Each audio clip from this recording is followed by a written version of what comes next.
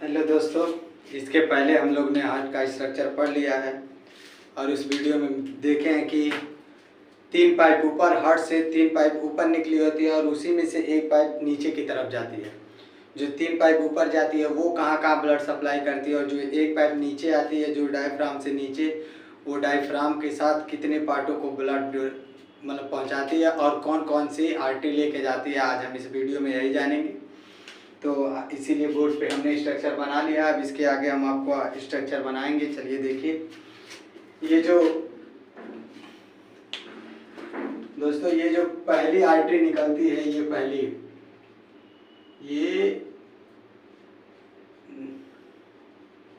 ये आगे जाके 2 भागों में टूट जाती है। कितने भागों में? 2 भागों में। ये जो ऊपर जाती है ये सीधे जाती है ब्रेन के लेफ्ट साइड। कहाँ पे? ब्रेन के लेफ्ट साइड, जिसे बोला जाता है कैरोटिड आर्टरी।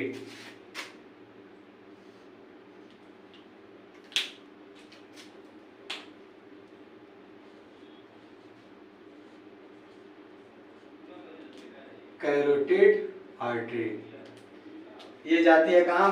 ब्रेन के लेफ्ट साइड में। और यहाँ ये जहाँ से ये टूटती है, ये पार्ट जहाँ से ये टूटती है, यहाँ तक के पार्ट को, यहाँ तक के पार्ट को हम लोग बोलते हैं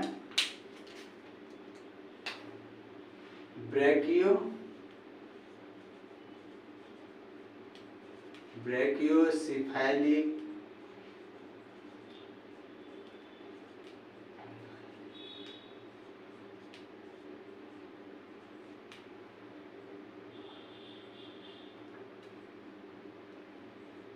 आर्टरी। क्या बोलते हैं? Brachiocephalic artery. इस पार्ट को हम लोग बोलते हैं ब्रैकियोसेफेलिक आर्टरी। यहाँ से ये जो नसें होती है 2 भागों में चली जाती है। एक जो जाती है ब्रेन के सीधे लेफ्ट साइड में और एक जाती है आपके हाथ में। ये जो हड्डी होता है इसके नीचे से होके आपके हैंड में जाती है। कहाँ पे? हाथ में। और ये भी आगे जाके 2 पार्टों में टूट जाती है। जैसे ऐसे आपका हाथ है ना, ऐसे तो एक इस साइड में आती है और एक इस साइड में। ये आगे भी जाके ये नस जो होती है ये 2 पार्टों में टूट जाती है। कितने पार्टों में? 2 पार्ट में। इसको बोलते हैं सब क्लेविकल आर्टरी। क्या बोलते हैं दोस्तों? सब क्लेविकल आर्टरी। सब कल आर्टरी। और इस ऊपर वाले को जो ऐसे ये जो होता है इसके ऊपर जो होता है इसको बोलते हैं रेडियल। क्या बोलते हैं? और नीचे वाला रेडियल आर्टरी, और इसको बोलते हैं अल्नार आर्टरी। अब दोस्तों ये जो बीच वाली पाइप होती है ये भी जाती है ब्रेन के लेफ्ट साइड में, सीधे ब्रेन के लेफ्ट साइड में।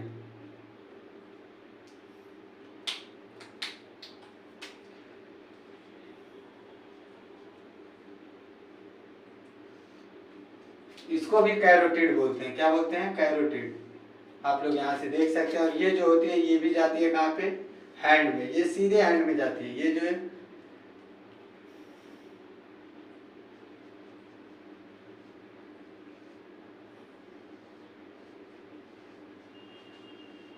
ये भी जाती है सीधे हैंड में और ये भी आगे जाके 2 पार्टों में टूट जाती है। कितने पार्टों में? ओ दोस्तों 2 पार्टों में। और इसको भी बोलते हैं सब क्लेविकल और रेडियल अल्नार। अब देखिए, अब जो मेन बात है, ये जो नीचे से ये जो हार्ट के ये पीछे से आई हुई है, ये जो इसके पीछे से आती है उसे बोलते हैं डॉर्सल। यहाँ पर उसको ऐसे नॉर्मली आप देख लीजिए, जो हार्ट के पीछे से ये नीचे आ रही है, जो हार्ट के पीछे से ये आर्टरी आ रही है, ये दिख तो नहीं रही क्योंकि हार्ट आ गया वो नस पीछे। तो इस पार्ट को क्या बोलते हैं? Dorsal artery.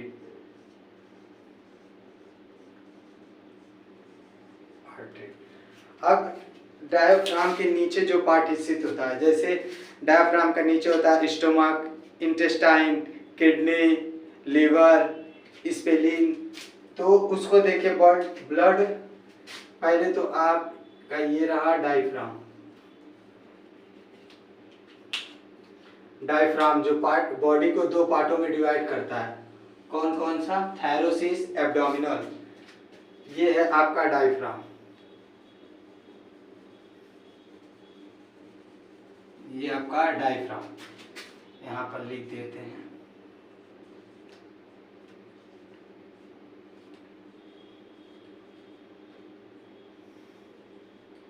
ये आपका डायफ्राम। और आपका एक्चुअल में स्टोमक तो होता है इस साइड है, लेकिन हम इस साइड में इसलिए दर्शा रहे हैं क्योंकि जो नस होते हैं वो आपको दिखने में और नाम याद करने में आसानी होगा। तो यहाँ पर आपका हो गया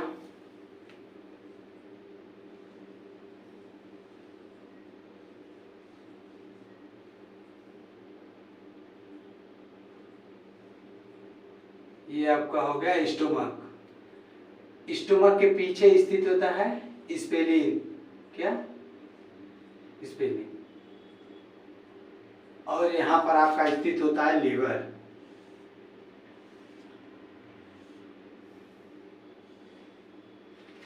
अब किडनी तो होता है एक्चुअल में पीछे है, लेकिन अब पीछे है तो उसको दर्शाते कैसे है? उसको हम लोग डॉट डॉट करके,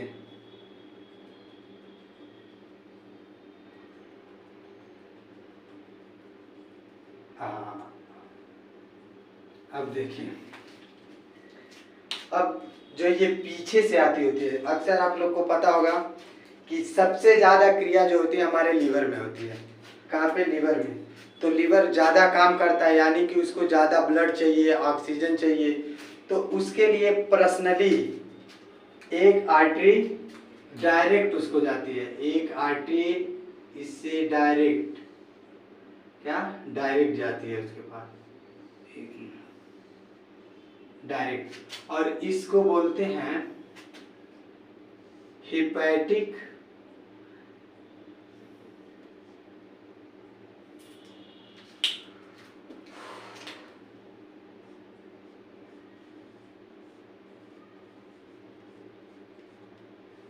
इसको बोलते हैं हिपैटिक आर्टरी, जो सीधे लीवर को सप्लाई होता है।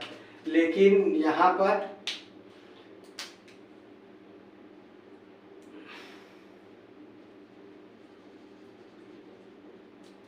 पर एक ऐसे नस निकलती है और उससे तीन भागों में ब्लड सप्लाई होती है। कहाँ कहाँ? स्टोमक में, इंटेस्टाइन में और स्पेलिन में। तो इस पार्ट को कहते हैं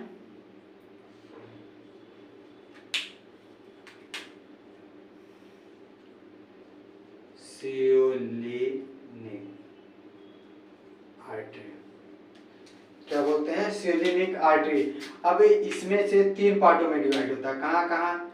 एक जाता है स्पेलिन को, एक जाता है स्टोमक को, और एक जाता है, तो इसे हम आपको दर्शा दे रहे हैं, लेकिन जाता है इसे नहीं है। मतलब आप बस इतना समझिए कि ये ब्लड इसको सप्लाई करते हैं इंटेस्टाइन में। तो जो स्टोमक को, जो ये वाली नस कहाँ पे लिखे हैं? पहले इसको इंटेस्टाइन, जो इंटेस्टाइन को ब्लड सप्लाई करता है उसको बोलते हैं मेसेनलिक आर्टरी। आप हमारा पहला वीडियो देखे होंगे तो उसमें हमने बताया कि मेसेन माने होता है स्टेटाइन और उसी में लिक जोड़ दिया जाता है, मेसेनलिक। और इसको बोलते हैं स्पेलिन, और इसमें भी आईसी जोड़ दिया जाता है, स्पेलिक, इस वाले को। चलिए इसको भी हम वहीं लिख रहे हैं,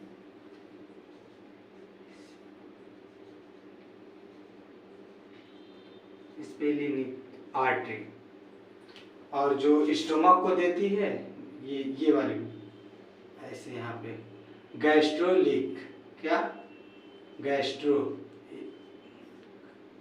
गैस्ट्रोलिक आर्टरी। अब जो किडनी को ब्लड सप्लाई करती है, जो ऐसे, इसमें बस जान जाइए कि यहीं से निकली होती हैं दो, इसको बोलते हैं रेनल, क्या बोलते हैं? Renal artery. रेनल आर्टरी, इसको भी रेनल आर्टरी बोलते हैं। अब ब्लड इसमें पहुंचता है, इसमें ब्लड मतलब आप इसमें जिसको ऑक्सीजन की ज़रूरत होती है ऑक्सीजन ले लेता है, और इसमें जो क्रिया होती है उस क्रिया में कार्बन डाइऑक्साइड जब उत्पन्न होता है तो वो इस ब्लड में दे दिया जाता है। तो इसको वापस हार्ट के पास ले जाने का काम कौन करता है? देखिए, अगर पेट से डायरेक्ट ब्लड को आर्टरी में भेज दिया जाए, आर्ट्रियल में अगर डायरेक्ट भेज दिया जाए तो वहाँ से ब्लड पल्मोनरी आर्टरी से होते हुए, फेफड़े से होते हुए पल्मोनरी वेन से आएगी लेफ्ट वेंट्रिकुलर में, लेफ्ट आर्टरी में। अब लेफ्ट आर्टरी में से अगर ब्लड जाएगी लेफ्ट वेंट्रिकुलर में, और वेंट्रिकुलर से अगर आर्क एपेरोटा से होते हुए सीधे आपके पास ब्रेन के पास जाती है, तो आप कुछ भी खा सकते हैं, इसमें आपके पेट में कुछ भी हो सकता है। तो वहाँ से डायरेक्ट ब्लड आपके मस्तिष्क को नहीं पहुँच सकता। तो इससे पहले ब्लड को भेजा जाता है किसके पास? लीवर के पास, कि भाई तुम चेक करो कि सब सही है या नहीं, उसके बाद ब्लड को हमारे पास भेजना। तो इसके लिए आमाशय से और एक इंटेस्टाइन से ऐसे जुड़ के एक नली जाती है, इसको बोलते हैं hepatic portal, hepatic portal system, portal system. अब ये जो होता है ये ब्लड को पहुंचाता है किसके पास? हार्ट के पास, और इसको बोलते हैं हेपेटिक वेन्स। क्या बोलते हैं? Hepatic veins.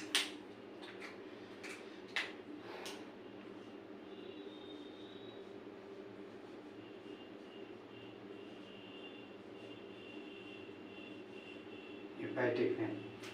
अब डायफ्राम जो होता है इसको भी ब्लड चाहिए होता है, तो इसको जो ब्लड सप्लाई करता है, इसको भी ये जो ब्लड सप्लाई करता है इसको बोलते हैं फ्रेनिक आर्टरी,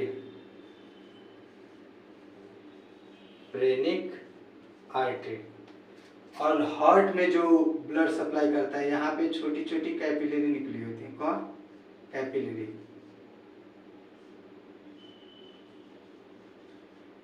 इसको बोलते हैं कोलोनी आर्टरी। अब ब्लड आता है एरोटा से होते हुए 3 पाइप ऊपर 1 पाइप नीचे। अब ये जो 3 पाइप ऊपर जाता है वो आगे जाके पहली नली आगे जाके 2 भागों में टूटती है। तो जहाँ से टूटती है उसके पहले को बोलते हैं हेपेटिक ब्रैकियोसेफेलिक आर्टरी। अब 2 पार्टों में टूटती है, तो एक जो हाथ में आती है उसको बोलते हैं सब क्लेविकल आर्टरी, और वो आगे आके इन 2 पार्टों में टूटती है उसको बोलते हैं ऊपर वाले को रेडियल, नीचे वाले को अल्नार। और जो सीधे ब्रेन में जाती है कैरोटिड आर्टरी, ये भी सब क्लेविकल, रेडियल, अल्नार, ये भी है कैरोटिड क्योंकि ये भी ब्रेन में जाती है। और जो ये पीछे से आती है उसको बोलते हैं डोर्सल आर्टरी। अब यहाँ पर देखिए जो डायफ्राम को ब्लड सप्लाई करती है उसको बोलते हैं फ्रेनिक आर्टरी। उसके बाद जो एक पर्सनली लीवर के लिए बोला आया गया उसको बोलते हैं हेपेटिक आर्टरी। क्या बोलते हैं? Hepatic artery. उसके बाद इसमें से निकली होती है एक मोटी नस, उस मोटी नस में से 3 नसें निकली होती हैं जो 3 लोगों को सप्लाई करता है। किसको किसको? एक स्टोमक, इंटेस्टाइन और स्प्लीन को। तो यहाँ पे देखिए इस जो मोटे वाले पार्ट को क्या बोलते हैं? सियोलिनिक आर्टरी। उसके बाद जो ये स्टोमक में जाता है गैस्ट्रोलिक आर्टरी। इसमें जो पहला लेक्चर है उसमें बताया भी गया है कि गैस्ट्रो मतलब स्टोमक होता है, आप लोगों ने देखा होगा, तो ये नाम आपको याद करने में मतलब परेशानी नहीं होगी। तो और जो इंटेस्टाइन से, किससे? इंटेस्टाइन से ब्लड को देता है वो मेसेनिक, और उसके बाद जो स्प्लीन को देता है वो स्प्लीनिक आर्टरी। अब इनमें से जो इनसे ब्लड होने के बाद ये एक जगह और लीवर से ब्लड हो के हार्ट के पास जाता है, और जब ब्लड लीवर के पास आता है और जिस चीज़ से आता है उसको बोलते हैं हेपेटिक पोर्टल सिस्टम। ये एक सिस्टम है जिससे इसमें ब्लड आता है, इसमें जो ग्लूकोज ज़्यादा होता है उसको तोड़ता है, कुछ भी होता है इसको तोड़ के वो उसको लेवल मतलब शुद्ध नहीं उसको लेवल कर देता है, यानी कि हाँ ठीक ठाक करके उसके बाद वो हार्ट को सप्लाई करता है, और जिससे सप्लाई करता है उसको बोलते हैं हेपेटिक वेन्स। अब देखिए जो किडनी को ब्लड सप्लाई करता है उसको बोलते हैं रेनल आर्टरी, लेकिन जो किडनी से ब्लड को ले जाता है, हम आपको इसे दिखा रहे हैं, जो किडनी से ब्लड को जाता है राइट आर्टरिया में। तो इसको बोलते हैं रेनल वेन्स। क्या बोलते हैं? Renal veins. Renal veins. जैसे हम जानते हैं जो शुद्ध रक्त होता है वो आर्टरिया में बहता है, जो अशुद्ध रक्त होता है वो वेन्स में बहता है। तो जो भी शुद्ध ब्लड जो होता है ऑक्सीजनेटेड, वो सप्लाई कौन करता है? आर्टरिया। और जो डीऑक्सीनेटेड ब्लड होता है उसको कौन लेके जाता है? देखिए यहाँ से लीवर में ब्लड का डीऑक्सीडेट हो गया है तो उसको लीवर के लिए हिपैटिक वेन्स सप्लाई किया है, इसको भी रीनल वेन्स किया है। हाँ, इसके पहले आपको वीडियो में हमने बता दिया था कि दो अपवाद है, एक पल्मोनरी वेन्स। पल्मोनरी वेन्स में अक्सर डीऑक्सीनेटेड ब्लड बहता है, लेकिन पल्मोनरी वेन्स में जो फेफड़े से ब्लड को लेके लेफ्ट आर्टरिया में आती है वो शुद्ध ब्लड लेके आती है, ये एक अपवाद है। और जो पल्मोनरी आर्टरी है उसमें डीऑक्सीनेटेड ब्लड बहता है, जबकि आर्टरी में शुद्ध बहता है। तो ये दो बातें आप भूलिएगा मत, याद रखिएगा। तो आप इस फिगर को देख सकते हैं, बना भी सकते हैं। और हाँ, कुछ छोटा नहीं है, आप देख लीजिए और इसको नोट कर लीजिए।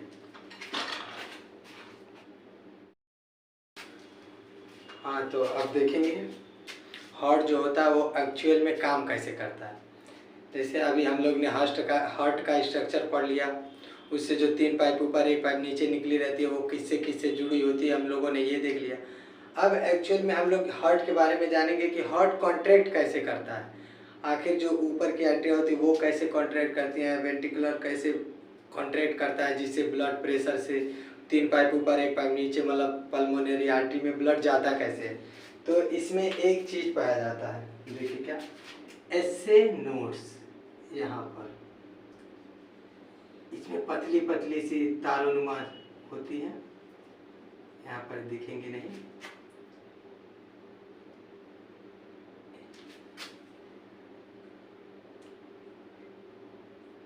इसको बोलते हैं सीनो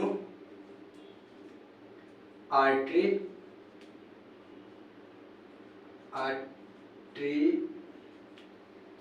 नोड। क्या बोलते हैं? सीनो आर्टरी नोड। इसका काम क्या होता है? इसका काम होता है हृदय में बिजली उत्पन्न करना। बिजली उत्पन्न करना, हाँ। अगर ये ना हो तो हमारा हार्ट पंप नहीं कर सकता, क्योंकि हमारे हार्ट में जो बिजली उत्पन्न करने का काम करती है वो करती है सीनो आर्टरी नोड, यानी एसए नोड, जो होती है हमारे हृदय में बिजली उत्पन्न करती है, जिससे चलते हमारी कॉन्ट्रैक्ट, यानी दोनों आर्टिया एक साथ जब कॉन्ट्रैक्ट होती है तो टाई बाइकस्पिड वाल्व खुलता है और ऊपर से 30% ब्लड वेंट्रिकुलर में आता है। किसमें? वेंट्रिकुलर में। और जब वेंट्रिकुलर कॉन्ट्रैक्ट करता है तो पल्मोनरी आर्टरी और आर्क ऑफ एरोटा से ब्लड बाहर निकलता है। तो एसए नोड जो होता है वो बिजली उत्पन्न करने का काम होता है। और एक और स्थित होता है यहाँ पे,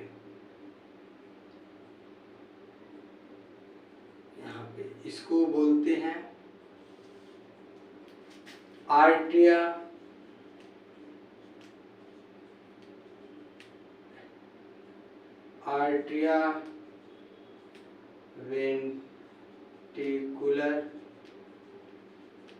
आर्टरिया वेंट्रिकुलर नोड, इसे बोलते हैं एसए नोड, इसे बोलते हैं एबी नोड।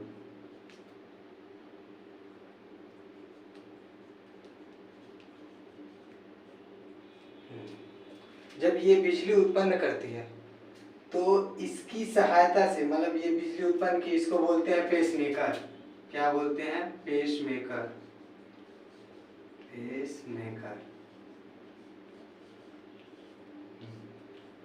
अब ये बिजली उत्पन्न करती है। अब एसए नोड से बिजली आती है कहाँ पे? एबी नोड्स में। और एबी नोड से आती है एबी बंडल में। किसमें? AV bundle. एक मिनट। अब ये एबी बंडल आगे आके 2 पार्टों में टूटता है। कितने? 2।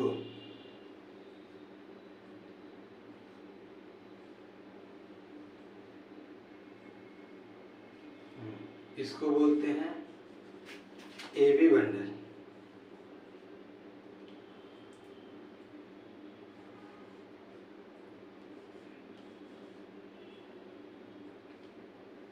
AB bundle.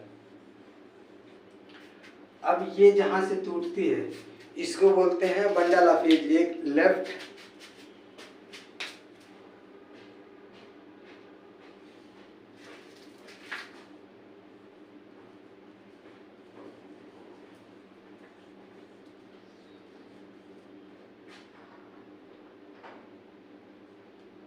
Bundle of His, और ये आगे आके पतली पतली पाइपों में टूट जाती है। कितनी पतली पतली, ये पूरी जो वेंट्रिकुलर की दीवार होती है सेप्टा, उस पूरे सेप्टा में फैल जाते हैं।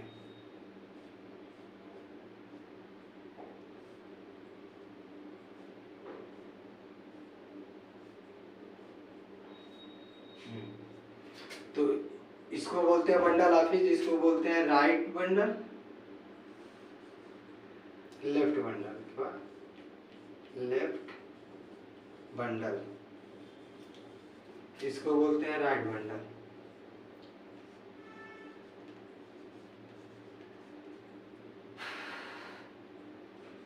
Right bundle. अब ये जो पतली आगे चल के, जैसे लड़कियों का बाल तो देखा ही होगा, तो उनका ऐसे चोटी बांधा होता है। तो जो ये चोटी बांधा होता है, ये मान लीजिए हमारा सर जो है वो एबी नोट्स है। क्या है? AV notes. अब इस एबी नोट्स से जो ये इसे चोटी बांधा होता है, क्या चोटी, उसको समझ लीजिए वो है एबी बंडल। क्या है? AV bundle. अब मान लीजिए चोटी को दो भागों में तोड़ दें। कितने? दो भागों में, लेफ्ट बंडल राइट बंडल, जिसे बोलते हैं बंडल ऑफ एज। क्या? Left bundle right bundle. और ये जो हमारे एक एक बाल है, क्या ये एक एक बाल, तो ये जो पतले पतले से निकले हैं, इनको एक एक बाल के समान ऐसे पूरे जो वेंट्रिकुलर के सेप्टा में फैले होते हैं, इनको क्या बोलते हैं? पुरकुंजे फाइबर।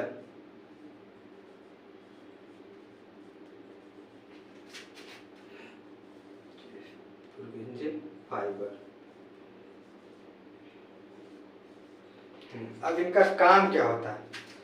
जब एसए नोड्स बिजली उत्पन्न करती है तो बिजली जाती है एबी नोड्स के पास। किसके पास? एबी नोड्स के पास। अब एबी नोड से बिजली होते हुए AV bundle, left bundle, right bundle, bundle of edge, उसके बाद जाता है पुरकुंजे फाइबर। जो जब इसमें बिजली उत्पन्न होती है तो आर्टरिया जो होती है वो कॉन्ट्रैक्ट करती है। जब आर्टरिया कॉन्ट्रैक्ट करती है तो ऊपर से 30% ब्लड कहाँ जाता है? यहाँ पे tricuspid valve, bicuspid valve open होता है और ब्लड जाता है वेंट्रिकुलर में। अब वेंट्रिकुलर में जाता है तो एबी नोड से बिजली होते हुए वेंट्रिकुलर के सेप्टा यानी दीवारों पे आ जाती है, और जब ये कॉन्ट्रैक्ट करती है तब ब्लड कहाँ जाता है? आर्क ऑफ एरोटा और पल्मोनरी आर्टरी।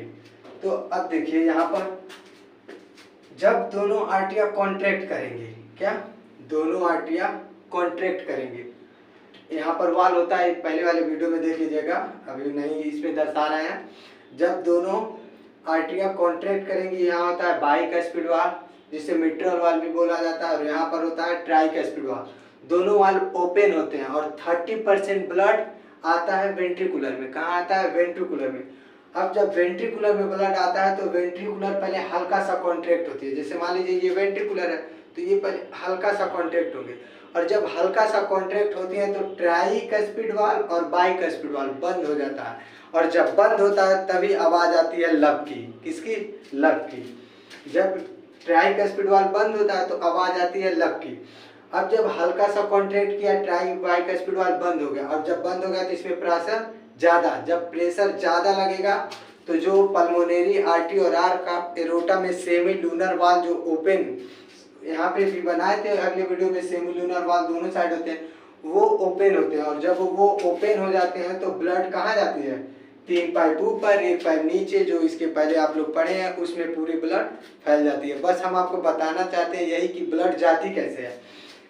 एसए नोड बिजली उत्पन्न की, एसए नोड से बिजली कहाँ आई? एबी नोड्स में। एबी नोड से कहाँ आई? AB bundle, left bundle, right bundle, bundle of His, और उसके बाद पुरकुंजे फाइबर। जब दोनों आर्टरिया कॉन्ट्रैक्ट की, ट्राई बाइकस्पिड वाल्व ओपन हुआ, ब्लड आया वेंट्रिकुलर में। जब वेंट्रिकुलर हल्का सा कॉन्ट्रैक्ट करती है तो जो ट्राइकस्पिड वाल्व, बाइकस्पिड वाल्व होता है वो बंद होता है, जिससे आवाज आती है लब की। और जब पूरा कॉन्ट्रैक्ट करती है वेंट्रिकुलर, जिससे पल्मोनरी आर्टरी और आर्क एरोटा में ब्लड जाता है। उसके बाद जब ये कॉन्ट्रैक्ट कर रहा होता है उस समय आर्टरियाँ रिलैक्स कर रही होती है। क्या रिलैक्स? जब वेंट्रिकुलर रिलैक्स करता है तो पल्मोनरी आर्टरी में और आर्क एरोटा में जो सेमिलुनर वाल्व ओपन होता है वो क्लोज होता है, और जब क्लोज होता है तो आवाज़ आती है डब की। इसीलिए बोलते हैं हार्ट से दो आवाज़ें आती हैं, लब और डब। तो आप जान चुके हैं। अब नॉर्मली आप लिख सकते हैं कि बिजली उत्पन्न कहाँ से हुई? SA node.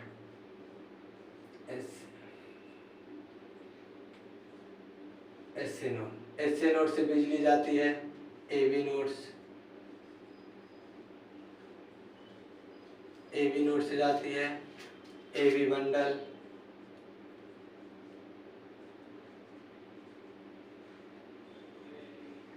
AB bundle, AV bundle से बंडल हाफिज।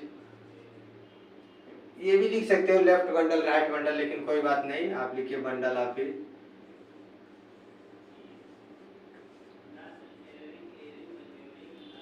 बंडल हाफिज। अब बंडल हाफिज से ब्लड जाती है पुरकुंजे फाइबर,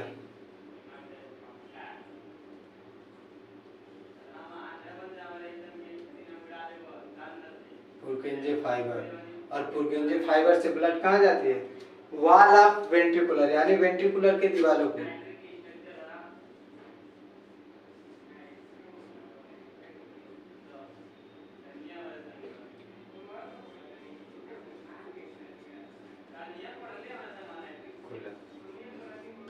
हाँ, तो हम लोग जान चुके कि हार्ट कॉन्ट्रैक्ट कैसे से करती है, ब्लड जाती कैसे है।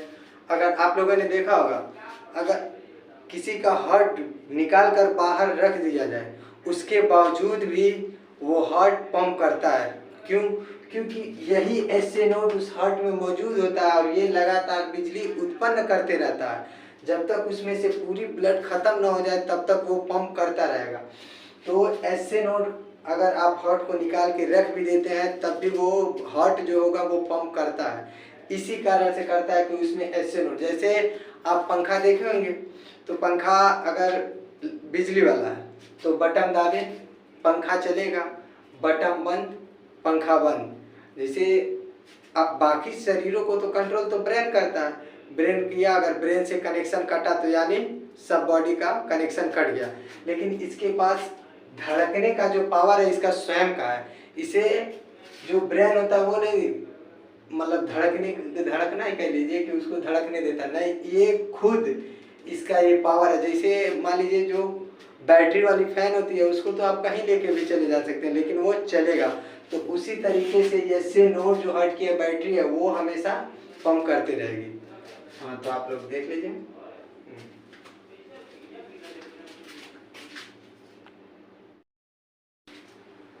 हाँ, तो हम लोगों ने हार्ट का स्ट्रक्चर, नसें कहाँ कहाँ जाती है, कैसे कॉन्ट्रैक्ट करता है। अब हम पढ़ेंगे जब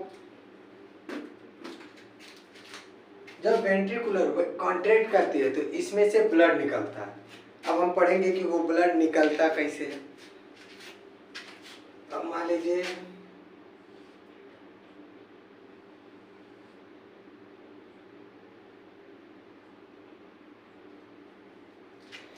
इस रास्ते ब्लड निकला, जब वेंट्रिकुलर, जैसे आर्टरी एक बार सिस्टोल डिस्टोल होंगी और जब वेंट्रिकुलर सिस्टोल होता है तो झटके से जो ब्लड निकलता है उसको बोलते हैं स्ट्रोक वैल्यू। क्या बोलते हैं? Stroke value.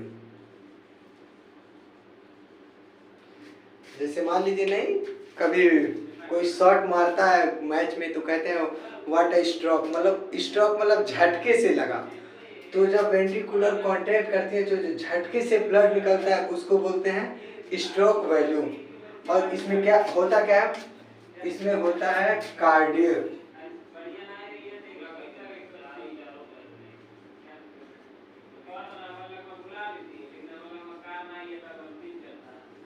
कार्डियक वॉल्यूम किसे कहते हैं?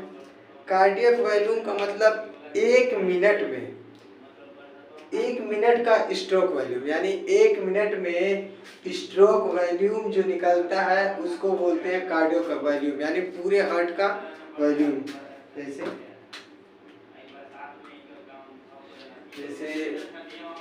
स्ट्रोक वॉल्यूम का मतलब होता है 1 मिनट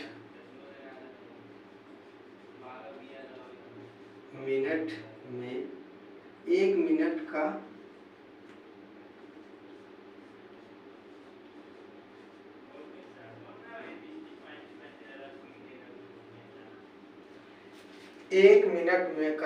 स्ट्रोक वॉल्यूम। कितने मिनट का? 1 मिनट का। अब आपको पता ही होगा कि 1 मिनट में हमारा हार्ट कितनी बार धड़कता है? 72 बार। कितनी बार? 72 बार। तो हम लोग का कार्डियक वॉल्यूम 1 मिनट का स्ट्रोक वॉल्यूम, और कार्डियक जो झटके से निकलता है। अब इसमें होता है हार्ट रेट। पहले तो हार्ट बीट सुनिए, हार्ट बीट। हार्ट बीट जो होता है, एक हार्ट बीट यानी एक धड़कन, यानी कि जो एक बार, जैसे जब आर्टिया एक बार सिस्टोल डिस्टोल होकर, वेंट्रिकुलर एक बार सिस्टोल डिस्टोल, जिसको बोलते हैं एक धड़कन। और एक धड़कन का मतलब होता है हार्ट बीट जो होता है एक, इसको एक धड़कन बोल सकते हैं। क्या? एक धड़कन। और होता है हार्ट रेट। Heart rate. अब हार्ट रेट का मतलब होता है मेरे दोस्तों, हार्ट रेट का मतलब होता है 1 मिनट की धड़कनें। कितनी? 1 मिनट की, यानी हार्ट बीट 1 मिनट की हार्ट बीट, यानी कि 1 मिनट का हार्ट बीट। तो इस पे एक फार्मूला बनता है। अब वो फार्मूला क्या बनता है?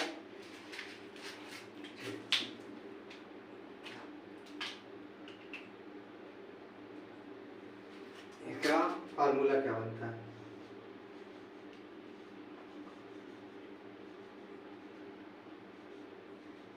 कार्डियक वैल्यू बराबर, कहाँ लिखे दोस्तों? यहाँ नीचे लिखते हैं, पूरा हट जाता है।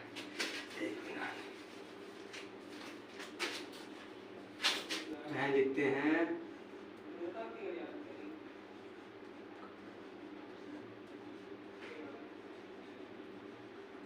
Cardiac volume. कार्डियक वैल्यूम बराबर होता है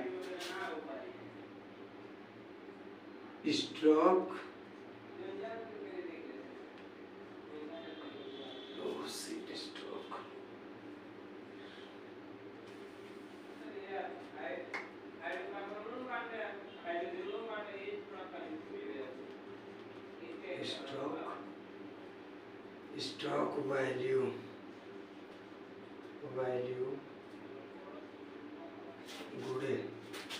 स्ट्रोक वैल्यूम गुणे स्ट्रोक वैल्यूम गुणे हार्ट रेट। हार्ट रेट का मतलब 1 मिनट का हार्ट बीट, तो इसको यहाँ पे हार्ट रेट लिख रहे हैं। Heart rate.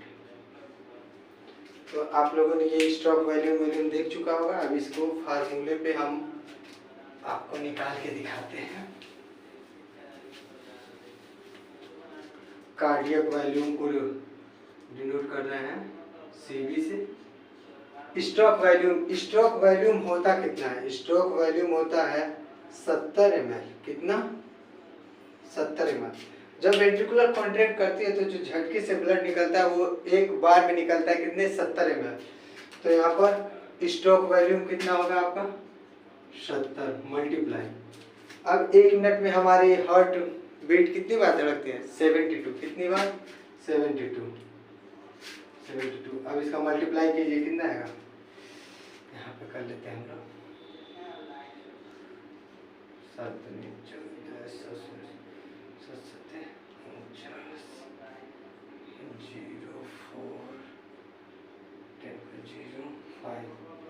यानी इसका आंसर आता है कार्डियो वॉल्यूम का 540 ml, लगभग आता है 5 लीटर। 1 मिनट में हमारी जो हार्ट होती है वो कितने ब्लड निकालती है? 5 लीटर लगभग में। और एग्जैक्ट निकालेंगे तो निकलेगा 540 ml। ये होता है कार्डियक वॉल्यूम, यानी पूरे हार्ट की क्षमता 1 मिनट में ब्लड पंप करने की। अब यहाँ स्ट्रोक वॉल्यूम क्या होता है? 70 ml, जो झटके से ब्लड बाहर निकलता है। हार्ट बीट का मतलब होता है एक धड़कन, जैसे आप लोग हाथ पे देखेंगे धक धक जो सुनाई देता है वो होता है हार्ट बीट। तो एक हार्ट बीट को, एक धड़कन को ही हार्ट बीट कहते हैं। अब हार्ट रेट जो होता है, हार्ट रेट यहाँ पे रेट जो होता है वो टाइम के रिस्पेक्ट में लगाया जाता है। किसके? टाइम के रिस्पेक्ट में। ये जो रेट है यानी 1 मिनट का हार्ट बीट। अब 1 मिनट में हमारी हार्ट कितनी बार रहती है? 72 बार। तो ये इसका फार्मूला कार्डियक वॉल्यूम बराबर stroke volume multiply heart rate. तो यहाँ पर आप निकालेंगे कार्डियक वॉल्यूम बराबर स्ट्रोक वॉल्यूम है 70 ml, स्ट्रोक वॉल्यूम है आपका 70 ml,